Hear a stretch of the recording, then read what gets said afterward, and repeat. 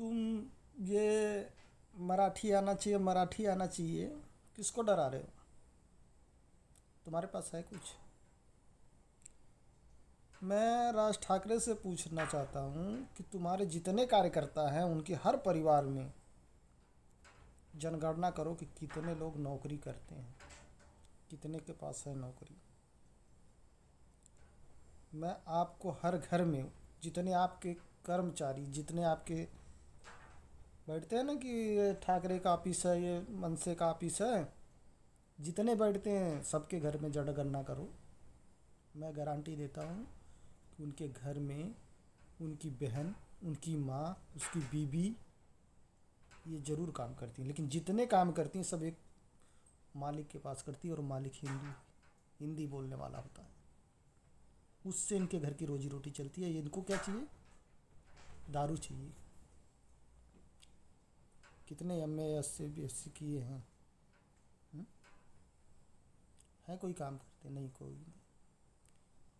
समझ में आया? तो रोजी रोटी जो आपकी चलती है वो भी हमसे ही चलती है। तो इसीलिए कह रहे हैं कि खास करके उत्तर प्रदेश और बिहार के लोगों को किसी भी दंगा में, किसी भी चीज़ में आप जो उनका आतिशबाजी ना करें, नहीं तो फिर इतिहास बना देंगे, और इतिहास बनाने में टाइम नहीं लगता है। समझ गए? और आप कभी महाराष्ट्र से बाहर निकलो तो आपको पता चलेगा कि क्या प्रेम भाव होता है। समझ गए?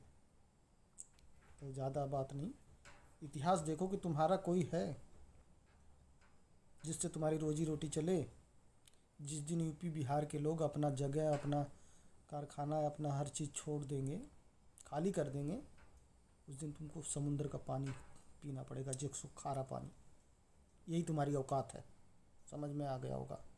राज ठाकरे, मनसा सही करो, अपनी मनसा सही करो और मानस बन जाओ।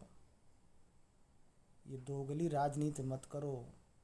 जो राज बाला साहब ठाकरे के जो शिक्षा देता था वही आपके पास भी शिक्षा दे रहा है। मुझे मालूम है, तुम जो हवा बना के आए हो ना, इसीलिए तो शिवसेना की तुम्हारी झंड हो गई, नहीं तो आज एक ही था, बाला साहब ठाकरे।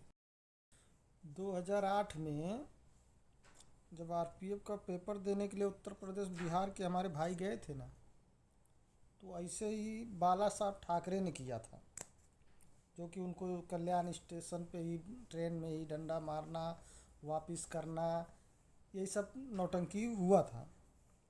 उसके बाद हम लोग वहीं पे थे, तो हम लोगों ने फिर जब डंडाहर किया, जब हम लोगों ने मारना शुरू किया, तो उसी समय बना उत्तर प्रदेश महासंघ कमेटी।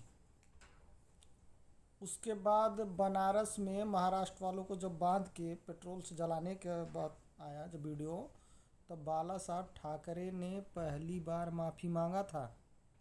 ये इतिहास है, और ऐसा इतिहास दोबारा दोहराया जाए। ये बाला ठाकरे तो बहुत ठीक थे, उनका तो भाई चलता था, हिंदुत्व थे, हिंदुत्व के सनातनी थे।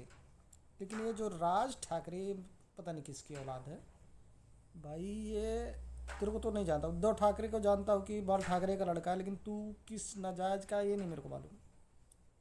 तो अयोध्या आओ, आपका वेलकम है, उसमें कोई दिक्कत नहीं है भाई। धर्म स्थल है, धर्म स्थल में किसी का बाधा नहीं होगा। लेकिन ऐसा मत करो कि दोबारा जला ही दिया जाओगे। समझ गए? फिर इतिहास बना देंगे। पहली बार बाला साहब ठाकरे ने माफ़ी मांगा था, और किसी से मांगा था तो वो भी उत्तर प्रदेश से। और बाबू राज ठाकरे, तुम मानस के आदमी हो तो समझ जाओ, अगर जानवर के होगे तो नहीं समझोगे। समझ में आया? इसलिए राज ठाकरे से पूछना कि हमको क्या बोलता है भैया, क्या बोलते हो भैया, तो फिर उसके बाद तो कोई बाधा नहीं होनी चाहिए। समझ गए? इसलिए मैं कह रहा हूँ कि इतिहास न बनाना बने। ठीक है? और रह गई बात हिंदी का, अगर आपको दिक्कत है तो हिंदी हिंदुस्तान की प्रथम भाषा है, और आपकी भाषा अपने पास रखना। ठीक, इससे ज़्यादा नहीं समझाएंगे। बस इतिहास ना बने, नहीं इतिहास बना देंगे और मिटा देंगे भूगोल से।